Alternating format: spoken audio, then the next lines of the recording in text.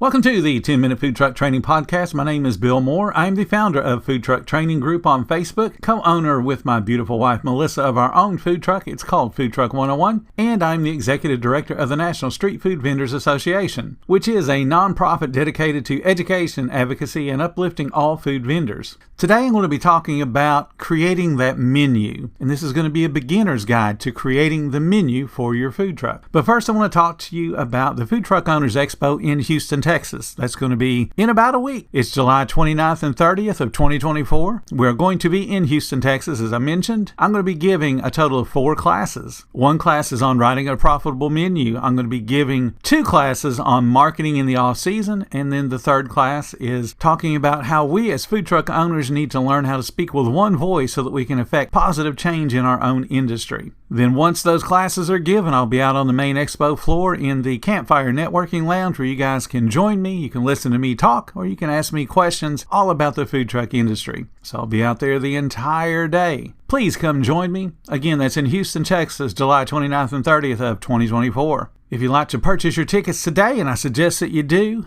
go to ftoexpo.com.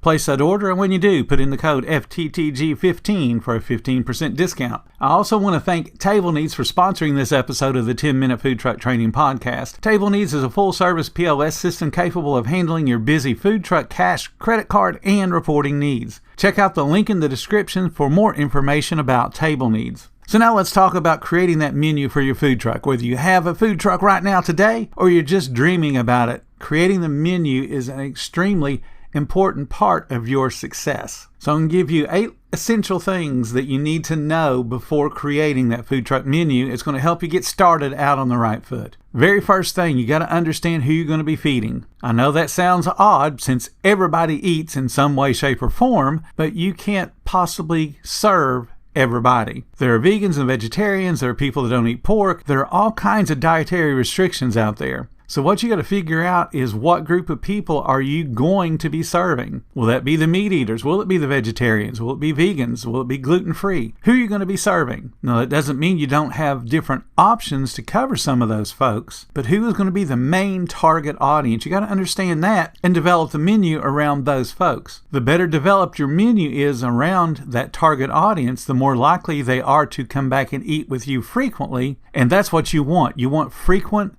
loyal guests. If you don't have loyal guests and you don't have them eating with you frequently, that means you're spending a bunch of time and money to continually invite new people. And that gets old really quickly. There's a lot of benefits to having loyal guests. So think about who those potential loyal guests could be and then design a menu around that. Here's probably the most important step that sadly a lot of food truck owners ignore, and that is keep it simple. Keep it focused. Your menu has to be simple as far as the number of ingredients you're going to carry, because you only have so much space on that food truck. Constantly putting sold out is not a winning or a duplicatable business strategy. Makes you feel good. You bought a bunch of food and sold it all. That's awesome. But that means you've also disappointed somebody somewhere. And they can only handle so much rejection before they stop coming to your food truck because, hey, that dude's always sold out. I ain't even going to try today. I'm hungry. So don't get caught up in the cycle of, I sold out, it's awesome. You sold out, pat yourself on the back, bring more food tomorrow. See how long you can go before you sell out again. Now, as far as keeping it simple, I recommend you have a couple of signature dishes that define who you are as a brand. If you're a burger truck, you need to have that one burger they cannot get anywhere else. That is your signature. Your flavors are there. It's a sauce. It's a cheese mix. It's something that makes that burger different. And this goes to any product out there, something that they cannot get anywhere else. Because if your menu is, hey, it's just like McDonald's or Wendy's or that pizza parlor, if your menu is just like that, they're probably going to go with what they know for a couple of reasons. One is what they know, and then 2, most likely it's going to be cheaper from a existing restaurant. So if you're going to command the high dollar prices, you got to have a product they cannot get anywhere else, or you need to have a flavor combination that is so unique they can't get it anywhere else. You need at least a couple of different products that do that. Now, I recommend people when they're first starting out to have 4, maybe 5 product lines. Now, that doesn't mean there's only 5 things on your menu. What that means is if you have a chicken sandwich, you may have 2 or 3 combinations, but still just a chicken sandwich. You may have a burger, but you can have a single, a double, a triple. So there's 3 different burgers, and then different condiment combinations to go on those. Back in the day when Wendy's first started, they talked about there's 256 ways to get your burger. So there's all different kind of combinations still within a main small core group of ingredients. So think along those lines. Keep your menu simple as possible. The default when people start to struggle with sales is, I'm going to add on something. Adding on something doesn't bring new sales. Adding on something increases your prep time, your labor time. It decreases inventory that could be spent on other things that are popular, because now you get to stock one more product. So don't fall into that. New products being introduced have a place, but it's not when you first start. 4 to 5 things. Keep it simple, keep it focused. You got to consider your food cost as well as your pricing. Food cost is how much money is being spent on the actual ingredients, and then that is relative to the pricing. So food cost will be a percentage, and it's based again on the pricing. So if you take a $3 product that includes everything to get it out the door, all the ingredients, even the little minute ingredients like salt and pepper, bun oils, other vegetable oils, anything that you're adding to that product, and the guest gets it, you got to account for it. So paper boats, clamshells, wrappers, utensils, straws, cups, lids, napkins, all of that has to be added together because you're handing it to the guest, and then you determine that menu price. I like to see people start at 4 times cost. That yields a 25% food cost. I got a whole bunch of different podcasts on how to do food cost. So I'm not telling you that every single product needs to be a 25%. What I'm telling you is the overall menu mix needs to yield around a 25 to 28% food cost. But you got to take that into account when you're starting. Because if you don't take that into account, you're going to find that you're spending a whole bunch of money and not making any money. You want to leverage seasonal ingredients, and you want to leverage those local ingredients. That makes you unique. You can't go to a fast food chain or any restaurant chain and get local ingredients. Their ingredients are shipped from wherever they source them, and they travel many, many miles to get to that end restaurant. You as a food truck have the luxury of advertising that we use local ingredients and then say where they come from. Give some cross promotion to the local farmer or the local market that is providing your ingredients. You don't want to squander that opportunity to cross promote, because you also want them to cross promote you. They have social media, I'm sure. Get them to just mention you from time to time. Hey, this food truck sells our whatever that product is. And then let people know, yes, I do. I sell that product and I'm proud to serve it. It's a part of our menu. And then say where it is on the menu. And it doesn't have to be the main product. It doesn't have to be the beef or the meat product. It could be green beans that you buy locally. And then you do something special to them that nobody else does. You can get breads locally. Local bakers are a big deal. They have fan bases that love their products. Tap into their fan base. Brag about using local products. It also implies freshness. If you have the opportunity to sell something that's seasonal, like the area that you live in does fresh strawberries, and they're only available at certain times of the year, then you want to tap into that. And during that time when they're available, add something to the menu that incorporates those strawberries. There's all kinds of neat things out there that can be done with berries and other types of seasonal products. Take advantage of it. Or you can even follow the bandwagon and take advantage of things like pumpkin pie spice during the fall and winter seasons.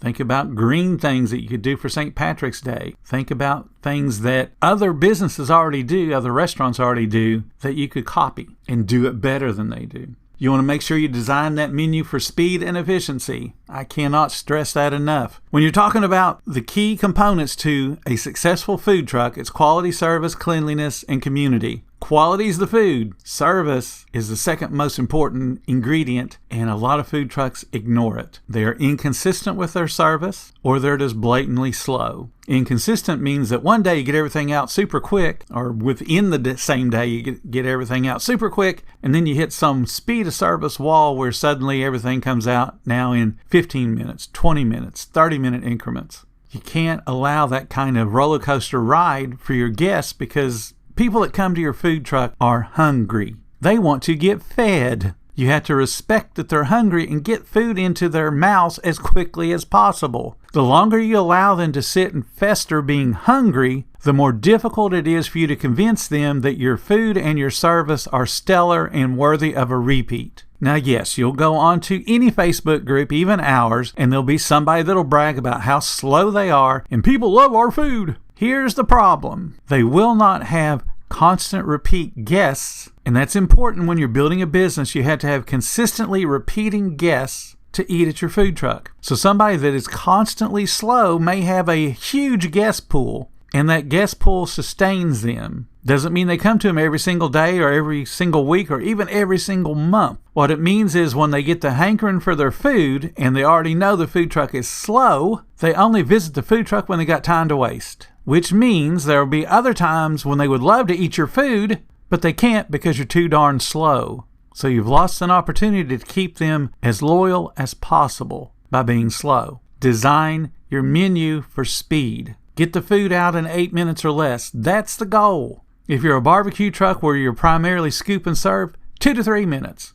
You want to test the menu. Just because you think it's awesome doesn't mean everybody will. When you have a family, the family's palates tend to lean the same direction. Whether it's savory or sweet or bitter, whatever that direction is, then you end up producing more and more food that tastes like that to satisfy your family's palates. That's perfect. When you take that food and start to give it to other people that are not a part of your family, you find out that there are other ingredients and other flavors out there other folks may like better. So test your menu on people that are not a part of your family. Co-workers, folks at church. You can even have a random call and tell people, we're going to be setting up today just to test 1 or 2 products. Come by and check us out. You've always got to get feedback and then act on the feedback. Feedback doesn't have to be negative. It can also be positive, so don't be afraid of it. Ask for it. You want to create a visually appealing menu. In menu engineering, and I talk about this in some of the classes that I give, there's a couple of key points. You want a few photographs. What a few photographs does is it focuses people on those particular items. Because some people are very visual. They got to see it. They go, oh, that looks good. They don't even read the words. It looks good. I'll give you an example. Our menu has one combo product listed. It's a mushroom Swiss burger with tater tots. Nothing exciting, but it's got a picture. There's no discount. There's no implied discount. It is just the full price double and the full price tots. And we sell more of those because it's got a picture, and that picture is located in what's referred to in menu engineering as the golden triangle. The golden triangle is the top left, the top right, and the bottom center. We have that particular picture in the bottom center. We sell more of that burger than any other burger. And relative to the other things that are on the menu in words, it's probably the number 2 or number 3 seller. Mushrooms being one of those things that some people just don't care for, so it automatically knocks them out of the running of it being the number 1 seller. We compare that to our breakfast menu. In the golden triangle on it, we have a loaded tot bowl. That by far is our number 1 seller, both at breakfast and at lunch. We sell a bunch of loaded bowls. Loaded bowl is simple. It's got tots, then it's got gravy, it's got their choice of meat, got eggs, and then cheese on top of the eggs, all in a bowl. And we sell more of that than any other product at breakfast because there's a picture of it. You want the words to be short, sweet, and concise. Now, if you go to read about menu writing, they'll tell you to have those flowery words that describe, ice cold and crunchy and all of that. Don't waste your time on those words. People that are stepping up to read your menu want to know what's on it. Now, on your online menu, where they have time to sit and peruse and read 1,500 words per menu item, absolutely use all the flowery descriptive words on that menu, because there's nobody standing behind them waiting on them to hurry up and read everything. Give them enough information on the board at your ordering station to be able to place an order. And then again, on your online menu, be as flowery as you need to be, because that's people who have time to read a bunch of words. And then you got to be ready to adapt and evolve. Your menu should always be changing for a couple of reasons. One, you want to break menu fatigue. You've always got to be injecting a new product to get people excited to come back and try things, because they will get tired of your food. The most loyal, staunch guest will get tired of your food. And then they start to eat with you less frequently, and eventually they just go away. But if you give them that limited time only product, they have a reason to come back and try it. And if they like it, now they use that product and eat it more frequently, but it's limited time only, so it does go away, and they know that. And then you can bring it back next year if enough other people liked it as well. That's why the McRib comes and goes annually. It's a horrible product. It's pretend meat shaped like a rib with a sickeningly sweet barbecue sauce on it. But every year they bring it back, people try it, they usually get 1, maybe 2, and then they realize, I never liked this thing to begin with, and they go back to their normal eating pattern at McDonald's. Other restaurants do the same thing. For many years at Wendy's, we brought back a sandwich called a Dave's Deluxe. And it was a sandwich that was patterned on Dave Thomas's favorite sandwich at his own restaurant, Wendy's. And we would bring that back once a year and have a whole big marketing campaign around it. Eventually, some of the Wendy's just made that a full-time menu product because it did sell quite well. But once you make it a permanent addition, something else has to go. What is being dropped off the menu to make room for this new product? So there you have it, a bunch of tips on what you need to consider when you're building that menu for the very first time. I want to thank you guys for listening to the 10-Minute Food Truck Training Podcast. Please take a moment to follow our podcast. And if you really like what we do, show a little bit of support. There'll be a link in the description for you to be able to give us that support. Every little bit does help keep us going and gives us that encouragement to keep producing more and more podcasts. We are up over 500. If you haven't listened to them all, please check out the other episodes that we have. And until next time, you guys have a profitable day.